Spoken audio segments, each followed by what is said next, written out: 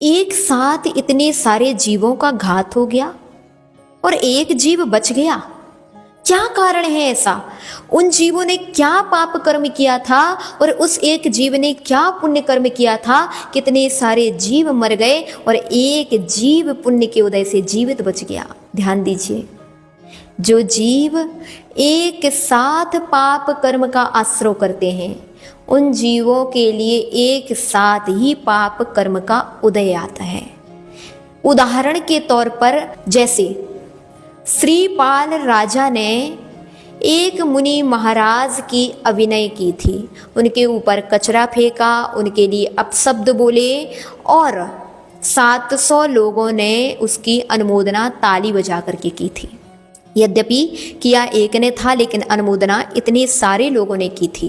इसका यह फल मिला था कि जब कर्म का उदय आया तो उस समय श्रीपाल के लिए भी कुष्ठ रोग हुआ और 700 लोगों के लिए भी उस कुष्ठ को भोगना पड़ा। दूसरा उदाहरण हमारे आगम ग्रंथों में आता है कि एक बार सम्मेद शिखर की यात्रा के लिए मुनि संघ जा रहा था। एक नगर में संघ पहुंचा और संघ पहुंचते ही वहां पर कुछ आताताई लोग थे, कुछ धर्म से अनभिज्ञ लोग थे। उन्होंने उन मुनि महाराज का उपहास किया, उनकी अभिनय की और उनकी सेवा आदि नहीं की। वहीं जब उपहास इतने सारे लोग कर रहे थे, उसी बीच एक कुम्हार था जिसने सभी जीवों को रोका था, सभी को समझाया था और बार बार समझाया था कि भो जीवो, तुम किनकी अभिनय कर रहे हो, किनका उपहास कर रहे हो? ये तो धरती के देवता हैं, इनकी अभिनय कर रहे हो। लेकिन उन जीवों का इतना तीव्र पाप कर्म का उदय था कि उनके लिए समझ नहीं आई। यहाँ पर तो अभिनय कर दी, यहाँ पर उपहास कर दिया, कोई बात नहीं। यहाँ से इतना अभिनय सहन करके, समतापूर्वक सहन करके मुनि महाराज आदि ने विहार कर लिया और सम्मेद शिखर की ओर गमन कर गए।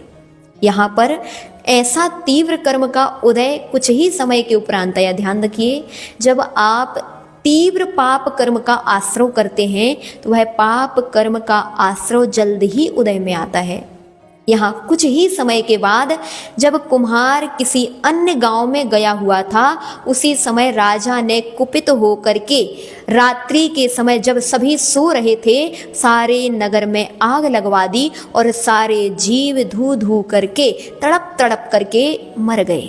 जब यहाँ से कुम्हार वापस आया तो क्या देखता है कि सारा नगर जल करके खाक हो गया, सारा नगर उजड़ गया, लेकिन केवल मेरी एक कुटिया बची हुई है जो वैसे की वैसी है जैसे पहले थी। वह उसी समय समझ गया कि मेरे पुण्य कर्म का उदय है। उस समय ये सारे नगरवासियों ने उन निर्ग्रंथ साधुओं की अभिनय की थी, उनकी हंसी करी थी। उसी का यह फल मिला कि इन सबको इस प्रकार तड़प तड़प करके मरना पड़ा।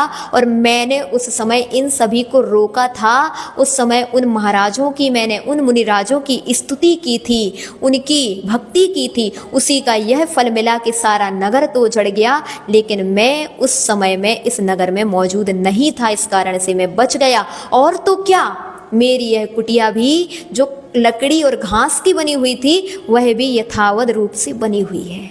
ये पुण्य और पाप का फल है। इतने सारे जीवों ने एक साथ मिल करके पाप कर्म किया था, सो उनके लिए इस प्रकार से जल करके मरना पड़ा। और तो क्या, वह अगली पर्याय में कई बार दुर्गतियों के पात्र बनते रहे, अंततः फिर कौड़ी बने, फिर गिजाई बने।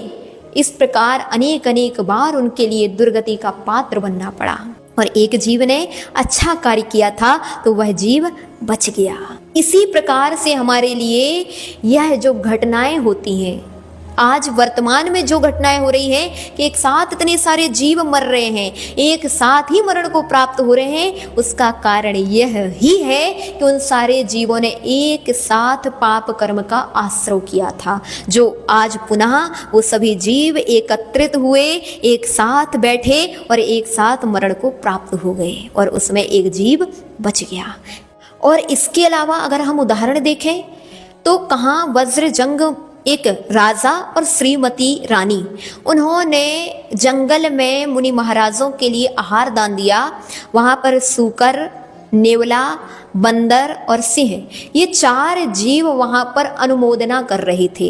महाराज आहार कर रहे थे, वज्रजंग श्रीमती आहार करा रहे थे और वो 4 जीव असमर्थ थे। इस कारण से वहाँ पर खड़े खड़े अनुमोदना कर रहे थे कि हे भगवान, ये मुनि महाराज की आहारचर्या निर्विघ्न संपन्न हो। अगर मेरे में सामर्थ्य होती तो आज मैं भी इनके लिए अंजलि में आहार दान देता। इस प्रकार से अनुमोदना कर रहे थे। इसी अनुमोदना का फल, इसी कृत का फल के सारे जीव उत्तम भोग भूमि में गए और वहां महासुख को भोगते हुए आगामी भवों में कोई आदिनाथ तीर्थंकर, कोई राजा श्रेयांश, कोई भरत, कोई बाहुबली आदि आदि महान वैभव से संपन्न होकर के केवल ज्ञान के उपरांत निर्वाण को प्राप्त कर गए। इसका तात्पर्य कि जो जीव एक साथ पाप करते हैं उनके लिए एक साथ ही पाप का फल भोगना पड़ता है, और जो जीव एक साथ पुण्य का कार्य करते हैं उनके लिए एक साथ ही पुण्य भोगने का अवसर प्राप्त होता है। आज वर्तमान में ये केवल एक घटना है, और भी देखते हैं कभी कोरोना जैसी महामारियां आ गई हैं और महामारी ने आकर के लाखों करोड़ों जीवों को अपना ग्रास बना लिया।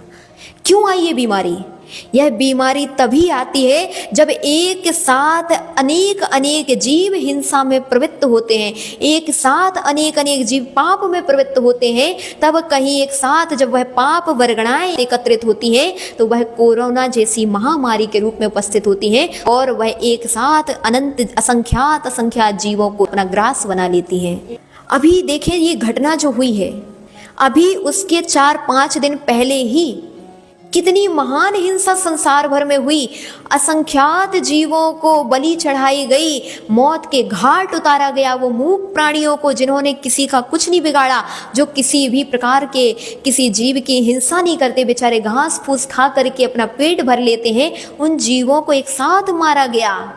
उसी का पाप फल तो है कि आज पुनः इस प्रकार के उस हिंसा का फल उन जीवों के लिए प्राप्त हो गया, क्योंकि वर्गणाएं अपना प्रभाव डालती हैं। वही वर्गणाएं आज ये प्रभाव डाली कि उनके लिए एक साथ मरण को प्राप्त होना पड़ा। इसलिए कहेंगे भैया, कभी भी अपने जीवन में ऐसे महान पाप मत कर लेना कि आपको ऐसे महान दुख को भोगना पड़े। अतः दया भाव रखो। प्रत्येक जीव आत्मा है, चाहे वो मच्छर हो, चाहे चींटी हो, चाहे बकरा हो, चाहे कुत्ता हो, चाहे बैल हो, चाहे मेढ़ा हो, चाहे मुर्गा हो, चाहे मछली हो, सभी जीव आत्मा से युक्त हैं, सभी में प्राण है। जैसे आपको कष्ट होता है वैसे उनको भी सताने में कष्ट होता है, उन्हें भी वेदना होती है, उन्हें भी दुख होता है। और जब आप उनके लिए सताते हैं तो आपको भी प्रकृति सताती है और आपको भी इस प्रकार के दुख भोगना पड़ता है। इसलिए हमेशा निर्मल परिणाम रखें। जैसे आपको अपना शरीर प्यारा है, मुझे इतना सा कष्ट ना हो जाए, इसी प्रकार प्रत्येक जीवों पर दया भाव रखो, उनको भी कष्ट ना हो जाए, क्योंकि हम उनको कष्ट देंगे तो वह भी आगामी समय में मुझे कष्ट देंगे। ऐसा पद्म पुराण में उल्लेख मिलता है कि जो जीव जिसके साथ जैसा करता है वह जीव भी उसके साथ वैसा ही करता है।